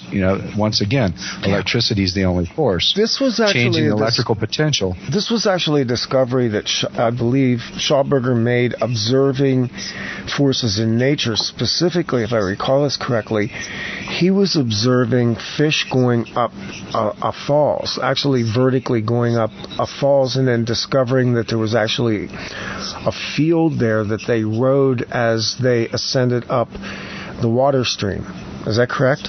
Right. And also when they're just sitting in a stream, what's happening is the water's flowing through their mouth. It goes through their gills and they produce vortices, right? Those vortices roll down the trout's body, and that keeps it still. So it doesn't have to sit there and beat its tail against the stream. The stream's coming at it like at 35 miles an hour, but it's sitting there doing nothing to stay in the same spot. But at the same time, it entrains a vortex in front of itself. So what happens is the gills, they become the fulcrum. The gills, so all the fish has to do is slightly move its gills, and it can suck itself upstream at enormous velocity or move backstream, depending on what it does with its gills, which requires no, physical effort by the trout whatsoever. It doesn't have to sit there and beat its muscles. This is kind of the same concept behind the bumblebee and the way the bumblebee flies as well.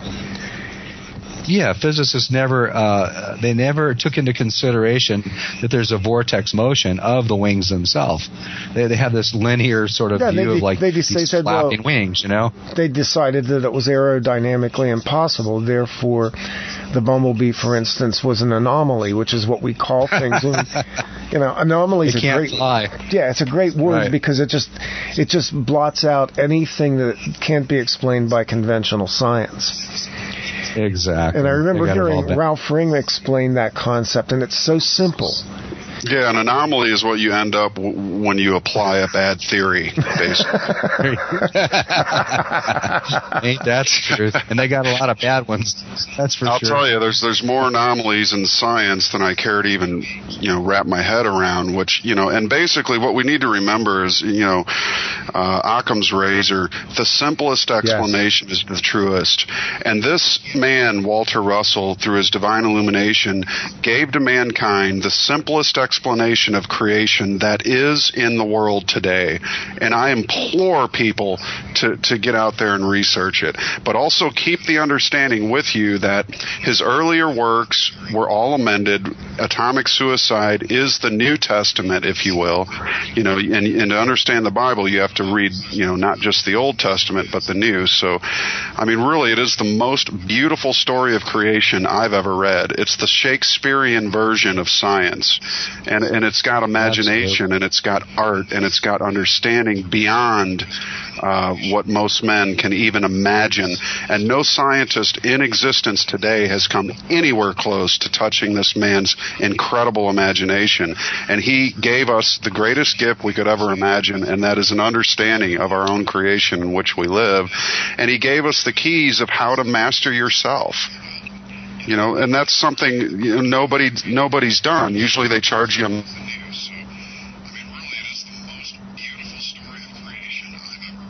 Yeah, I did. We lost. Looks like we dropped the call out. Tell you what, let me get reconnected here. The ever-evolving issues with Skype. Oh, God, this stuff just never, ever stops happening. We'll take a break here, play some music. I'll pull Robert and Matt back in, and we'll be right back.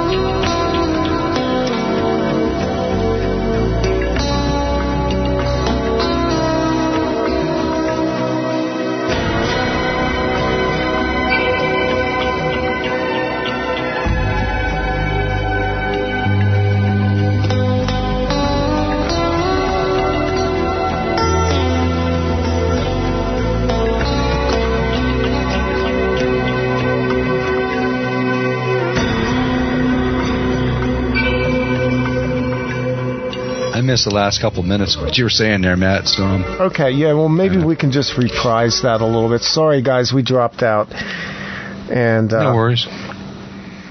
So, Matt, can you pick up little bit of the last part of your narrative? Yeah, what's the last thing you heard? I can't remember. Well, I know hell, there it goes. Well, let me just say something quick. What Walter Russell did is he brought the dynamics back into science too. This linear, one-way, Big Bang, heat death, time stop universe that we've got. It's ridiculous. In Russellian science, we have three-dimensional sacred geometry, which accounts for all the spiraling motions in nature and shows the true dynamic processes as they happen. For instance, a sine wave. You see a sine wave on an oscilloscope. That's a two-dimensional representation of a spiraling wave that's repeating itself wave field to wave field. So Russell has given us a true understanding of the way nature works, as opposed to basically a childlike, simplified, this time-stop, linear, reductionist view that's taught in academia. So basically, from the Russellian standpoint, we don't go into a state of death as a universe. I seem to recall him saying at some point, and I didn't completely understand the concept of how the Earth's evolution was linked to our own consciousness, but that at some point, once we attained this consciousness as a race, Earth moved out of its slot and Venus dropped in. Can either of you speak to that? You want to take that, Matt? Sure. I mean, it's planets are born from a primary, just like babies are born from a mother. So the smaller baby planets are closer to their mother, the sun, and the older grown-up planets are further out and have children of their own. So, all things move away from their primaries just like children move away from home. I mean, this is natural law. This is what's so inviting about Russellian science, is because it describes the universe as it would describe your own home. And it's understandable in that fashion, and that's what's so natural about it. We can look around our own lives and go, I have a mother and a father, and we can look at an Earth and say the Earth must have a mother and a father too, which is all contained in the sun, which you could say the sun is asexual, and so are all planets. But upon the sun are the division of this, white light into male and female pairs of opposites, which in order to reproduce must come together, literally and physically and spiritually. So, and that perpetuates the drama of creation. I mean, when you breathe in, you create your body. When you breathe out, you destroy your body. Your body appears from the invisibility of rest and disappears from the visibility of motion. I mean, you are perpetually living and dying, growing and decaying, generating and radiating, moving and resting. Your body grows from a multiplication of motion, which charges it with power. It decays from a division of motion, which discharges that power. So it generates and radiates for the same reason that it lives and dies. And the desire in each is equal, and neither can be without the other. So, I mean, each is born from the other simultaneously and then borns the other sequentially.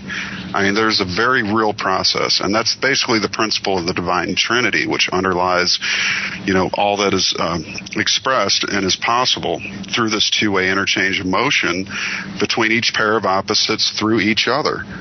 So that's how atoms are as well. Everything moves in and through each other. It's all one, and that is the truest, way to look at your universe, is to simplify it. All this complexity is caused by gazing at motion and trying to figure it out. And you eventually end up with your jaw dropped and drool slacking out of your jaw.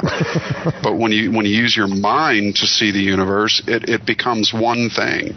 And that oneness is in and through everything. And that's how we are to understand our universe. Not by dividing it into a trillion puzzle pieces and then trying to put it back together, but by uniting all the trillion pieces into one and saying that each piece does the same thing as every other piece. And so then you can begin to truly understand your universe from this sense. Right. And the question you had about man is, eventually this planet will reach a point where mankind won't live here anymore. The idea of man will no longer manifest on this planet, but the idea of man is eternal.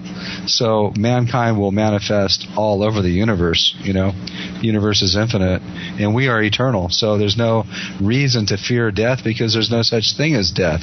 There's just an end of a mortal existence, and a refolding back to the still magnetic light, and then another incarnation. So nobody needs to fear death, ever. Yeah, and you basically pick up where you left off in the preceding life. You don't lose all that you've gained in those lifetimes. So that's why some people come back and they have amazing abilities, because they remember, Have you, in the work that you've done, encountered people who are working in science and physics, and are you getting pushback from them over these concepts? I know. My dad was a nuclear physicist. He ran the nuke program for Sandia Laboratories, so believe me, I've been around it my whole life. It doesn't get any deeper than that, does it? That's right. Yeah, wow. But according to most skeptics out there, they believe Robert and I have never read a science book. But well, that's when you live in the house of a nuclear physicist who runs, the lab for the nuke program, I mean, you're bound to grow up around, right? I mean, absolutely. These people have no idea. They're jarheads. I mean, they'll spew anything that trolls out there. It's unbelievable. But yeah, Robert's got an absolute, extremely superior understanding of material science. I have a minor one, but he knows it in and out. He can tell you pretty much about anything that science has put forth.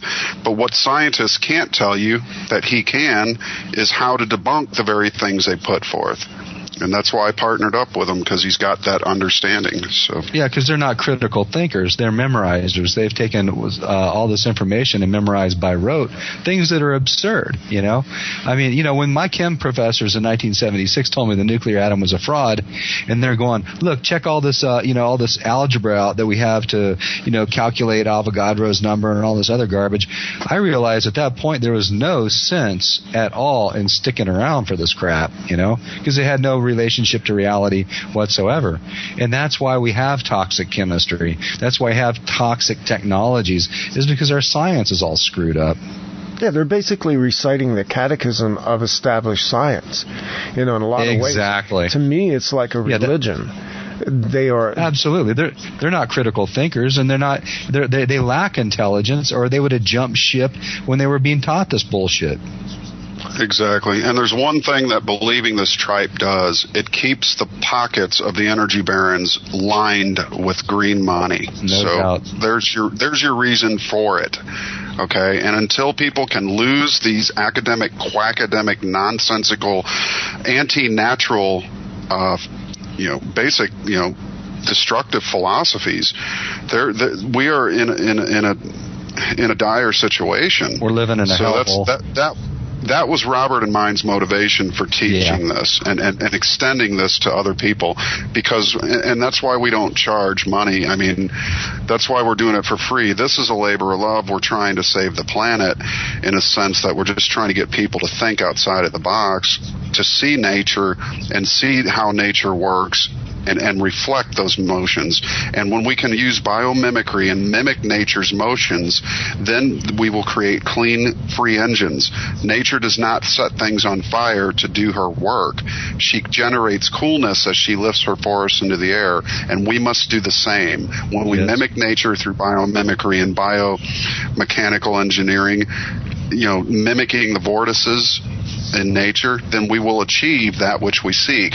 The culmination and ability to express energy in a way that nature does, which is in balance with the rest of the nature. So there's no explosion, there's no pollution. And gives us unlimited abundance, everyone, Exactly. And we can be done with these wars and begin to manifest a true brotherhood and sisterhood on this planet, which is the other half of the science, is the philosophy. You have to have love and science together, otherwise you'll just create destruction. Well said, brother. You have this conference coming up in September, and I'm happy to see it's in Virginia. It's close enough that I am really going to try and be there for this. You have a number of other speakers speaking there. Can you tell us a little bit about who's going to be appearing? Sure. David William Givens, extremely super bright person. Him and Alan Lee Atkins have done an amazing breakdown of the Universal One, being true to the Universal One, breaking it down in those terms as well. Even though there were amendments and they do understand that, they still stay true to that book and define it in such. And it's an incredible, I've listened to 19 parts, and there's 24 parts, each about an hour and so many minutes long. But just an incredible forte, the way they have stayed true and have the integrity to respect the message as it is without trying to change it for their own ego. A lot of people in this study of Russell, and we've had to express some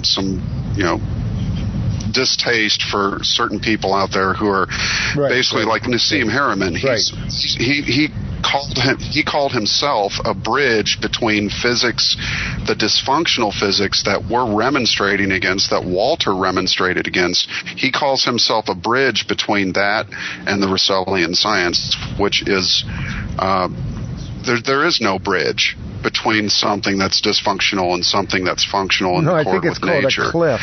So, there you go. I mean, this bridge is made of air, and I wouldn't recommend crossing it. But what David and Alan have done have stayed true to the message. They're both going to speak. We have Jim and Jacqueline Porter, who are an incredible inspiration to Robert and I, in the sense that if it wasn't for her nudging me on Facebook when I was a member for 2 months, that short-lived experience back in 08 or 09, then I'd have never gone to Virginia and met them and furthered this work. So we have also the president of the University of Science and Philosophy, Michael Hudak, who's going to open the conference. We're hoping to get Dr. Tim Binder involved, and we're also hoping to get a few others involved. We have several people coming. Dagmar Nubranner will be presenting from Germany. She runs the website walter-russell.org, and you can visit David Gibbons, GIBBONS.org. Jim and Jacqueline Porter, I don't have an address for, but you can reach them at characterclubs@gmail.com, I believe it is. If not, email me. You can go to the secretoflight.com and sign up on the contact page and ask for further questions. We do have a conference page on the Secret of Light that is being updated perpetually. So as we get more information and the flyer gets amended, things will go. Richard Dulaney and Jeffrey Bullington are the two other committee people that I work with on the planning of the conference. They're extremely great gentlemen. Hopefully we could have J.B. Yount speak. He wrote the book Remembered for Love, all about Leo.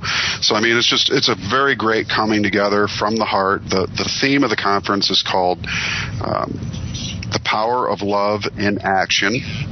The Cosmology of Walter and Lao Russell. So it's a real great opportunity, and we're all going to come together at Swannanoa at the former University of Science and Philosophy, and bring the loving, kind-hearted goodness of people who truly want to see change for better in this world happen at the edge of their fingertips. They're involved. These people are living the message of love, not just preaching it. So it's a great chance to get together with former students and bring so many like minds of Russell students and studiers and really leading people in the movement for natural science and living philosophy and universal law together under one tent. And I'm proud to be a part of it. I would like to have both of you come back sometime before the conference again and update us on that. I really want to see the work that you're doing be entered into the conversation right now, because I think you have the ability, and you've certainly amassed enough material that you can affect what is going on in the alternative energy stream right now. I look at it from a distance. I see some exciting things, but I also see how it could be destabilized with things like Thrive and some of the more parochial science that's out there right now. So that's a standing invitation from me to you, Robert and Matt, to use this and let's push this a little harder, because this is an important time for planet Earth to really start to get this right. Sure, it's been a great pleasure, and we'd be happy to come back anytime. It's been a pleasure for me to have you Randy, on tonight. you're a kindred spirit, my friend, and you resonate in the same fields as true men and women do. So it's an honor to join you on your show this evening. Thank you so much. Well, much love. You. Much love to both of you, and we will do this again very soon. Thanks for the time spent and for the joy and for the knowledge you've imparted. That's going to wrap it up for this week. I didn't even look at my schedule to see who's here next week, but it's on the website and y'all can read. So I'm going to bag it and go to bed and get rid of this flu-like symptom thing. This is All Planet Radio. I'm Randy Moggins. The truth is out there. It's inside of you. Begin to really tap into it. See you next week, folks.